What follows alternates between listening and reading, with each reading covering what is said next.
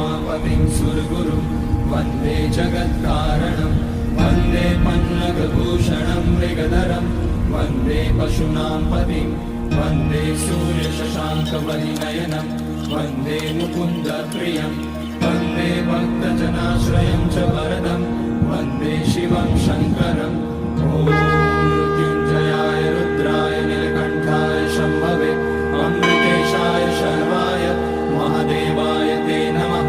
नमस्तेऽस्तु भगवन् विश्वेश्वराय महादेवाय त्र्यम्बकाय त्रिपुरान्तकाय त्रिकाग्निकालाय कालाग्निरुद्राय नीलकण्ठाय मृत्युञ्जयाय सर्वेश्वराय सदाशिवाय श्रीमान् महादेवाय नमः।